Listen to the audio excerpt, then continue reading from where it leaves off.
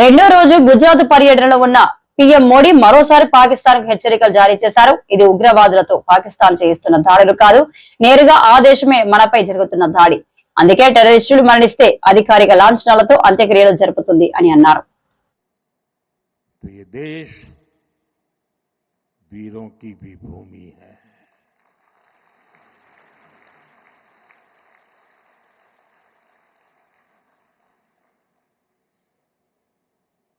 आज तक जिसे हमें प्रॉक्सी वॉर कहते थे,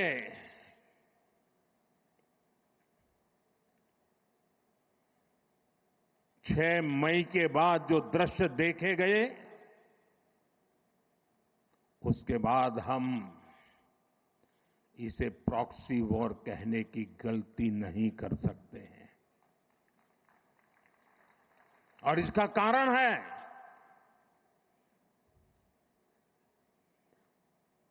जब आतंकवाद के 9 ठिकाने तय करके 22 मिनट में, साथियों 22 मिनट में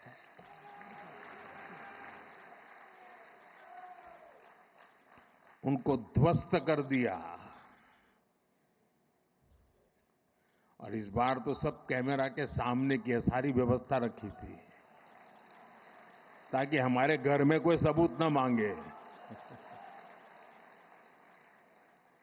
अब हमें सबूत नहीं देना पड़ रहा है, वो ऊपर वाला दे रहा है।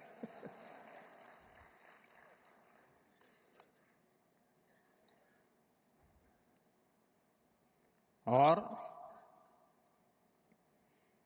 मैं इसलिए कहता हूं अब ये प्रॉक्सी वॉर नहीं कह सकते इसको, क्योंकि जो आतंकवादियों के जनाजे निकले 6 मई के बाद जिनका कत्ल हुआ, उस जनाजे को स्टेट ऑनर दिया गया पाकिस्तान में। उनके कॉफिन पे पाकिस्तान के झंडे लगाए गए, उनकी सेना ने उनको सैल्यूट दी। ये सिद्ध करता है कि आतंकवादी गतिविधि ये प्रॉक्सी वॉर नहीं है, ये आपकी सोची समझी युद्ध की रणनीति है।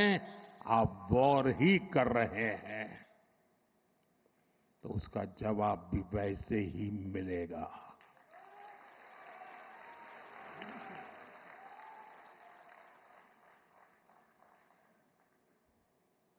हम अपने काम में लगे थे, प्रगति के राह पर चले थे।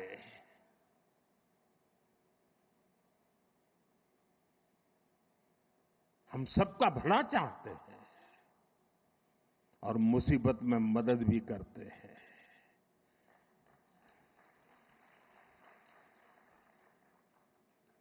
लेकिन बदले में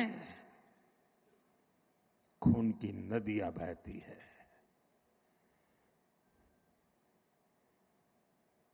मैं नई पीढ़ी को कहना चाहता हूं,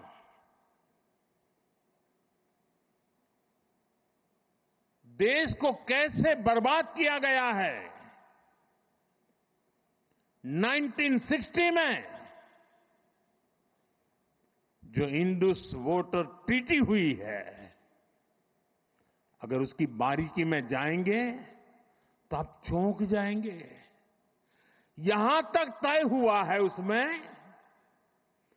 कि जो जम्मू कश्मीर की अन्य नदियों पर डैम बने हैं, उन डैम का सफाई का काम नहीं किया जाएगा, डिसिल्टिंग नहीं किया जाएगा, सफाई के लिए जो नीचे की तरफ गेट है वो नहीं खोले जाएंगे। 60 साल तक ये गेट नहीं खोले गए और जिसमें 100% पानी भरना चाहिए था, धीरे धीरे इसकी कैपेसिटी कम हो गई, 2%, 3% रह गया। क्या मेरे देशवासियों को पानी पर अधिकार नहीं है क्या? उनको उनके हक का पानी मिलना चाहिए, नहीं मिलना चाहिए क्या? और अभी तो मैंने कुछ ज्यादा किया नहीं है।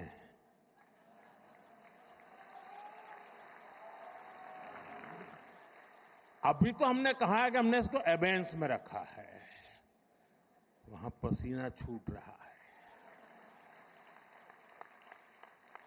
और हमने डैम थोड़े खोल करके सफाई शुरू की। जो कूड़ा कचरा था वो निकाल रहे हैं। इतने से वहां फ्लड आ जाता है। साथियों, हम किसी से दुश्मनी नहीं चाहते हैं। हम सुख चैन की जिंदगी जीना चाहते हैं। हम प्रगति भी इसलिए करना चाहते हैं कि विश्व की भलाई में हम भी कुछ योगदान कर सके।